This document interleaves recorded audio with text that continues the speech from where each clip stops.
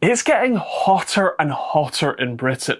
With a record high May already, I made the apparently prophetic decision to get a Joe Head mini-split air conditioning system installed.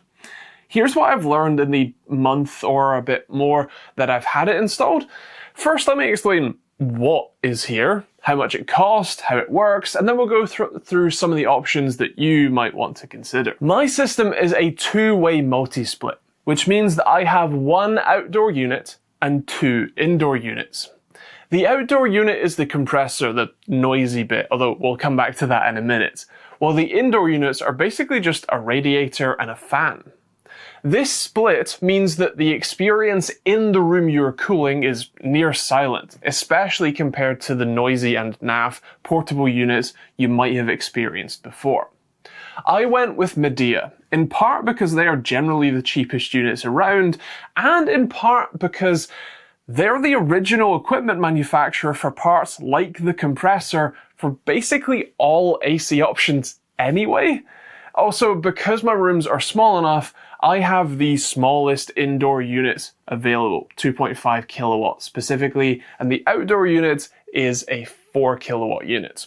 We'll come back to those power ratings soon too. The outdoor unit is standard, but the indoor units are a little fancier, being their Breezeless E model, which I'm very happy with. The installation process is pretty simple.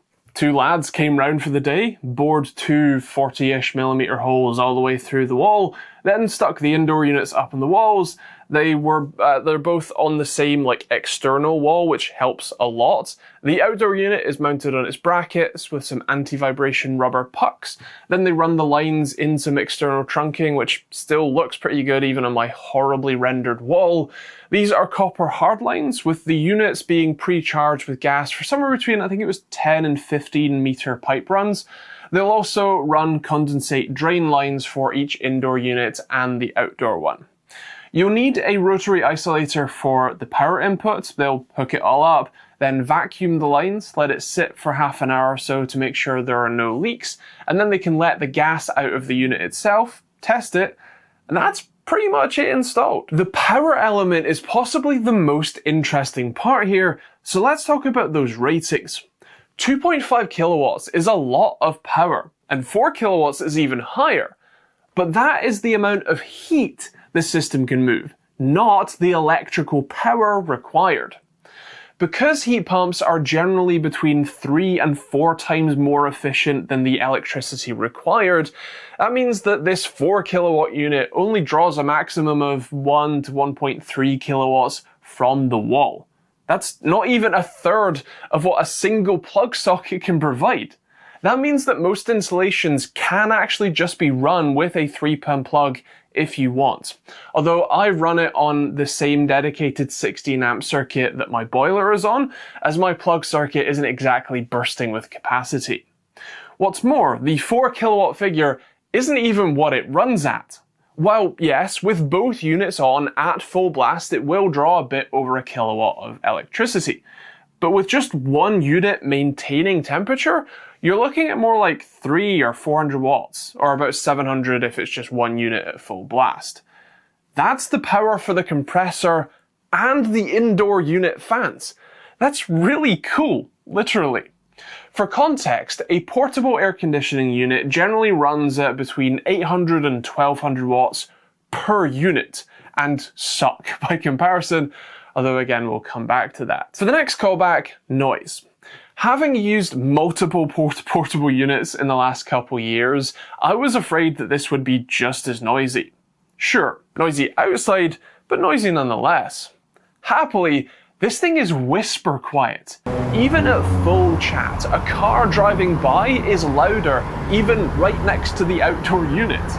I was afraid that the vibrations from the compressor would make its way into our bedroom wall, because it's bolted to the outside of our bedroom after all, but there's nothing. It is silent.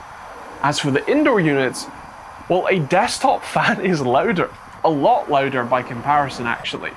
These things are insanely silent, enough that I often forget they're even on, and with the ability to put these in breezeless mode, which shuts the louvers and disperses the air nicely, and you can turn the LED screen off, You wouldn't know it was blowing cool air at you unless you stood right under it and felt it. It's amazing. Oh, and these units also have a UV lamp inside, meant to sort of clean the air nicely. I guess a nice value add. Oh, and of course you know that I've hooked these up to Home Assistant while blocking their internet access, right? Yeah, I can control both of these from my phone or from the remotes. It's pretty amazing. As for the effectiveness, well, hot damn it's good. Or should I say cold damn? Nah, that doesn't really work. Anyway, it's insane how big a difference this makes. Even in a 150-year-old British house, it is so incredibly effective at pulling heat from the room and keeping it out. So far, we've had to keep turning it off or turning it up so that it doesn't freeze us. It is that effective.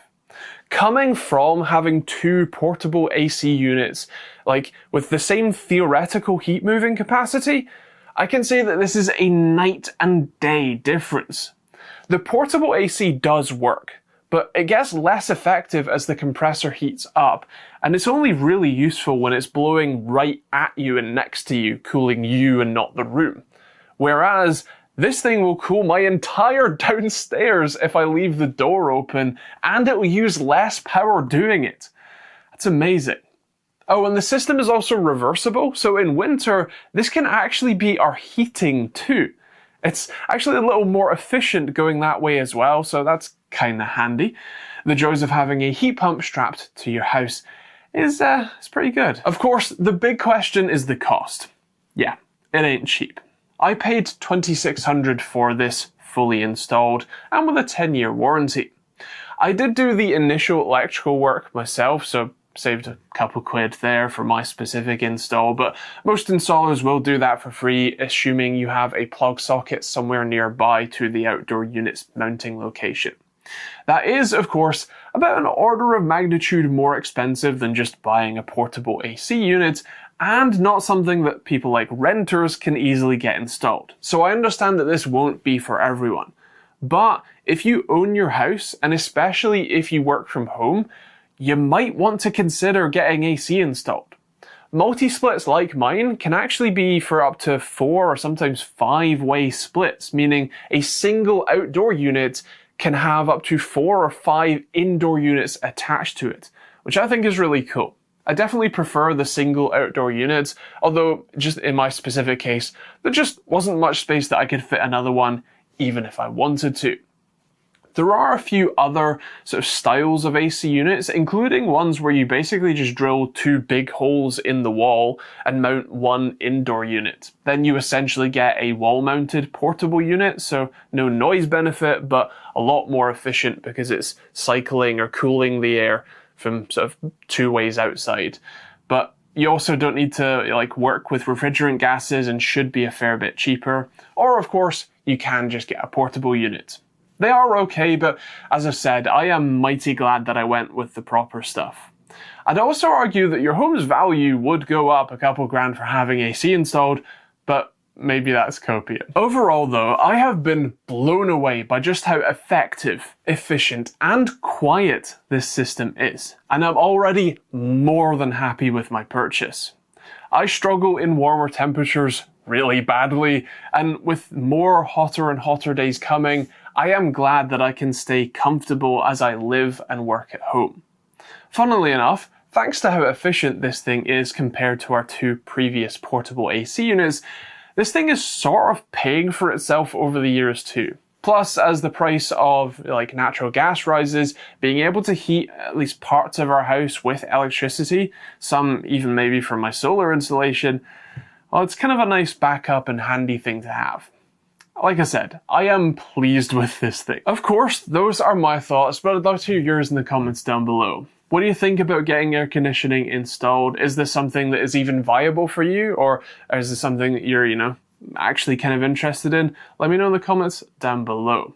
If you have any questions, I'll do my best to reply to them, or feel free to jump on our Discord that's linked in the description if you want to ask there. And otherwise, that's kind of it. If you want to help sort of support the channel and keep me making these videos or generally more standard tech reviews, but also staying alive in warmer temperatures because I am Scottish and die in heat. Feel free to hit the subscribe button, turn on the bell notification icon, and check out my own hardware that I make right here at home under my air-conditioned breeze. The open source response time and latency testing tools available at osrtt.com. Otherwise, thank you very much for watching. Hope you enjoyed it. We'll see you all in the next video.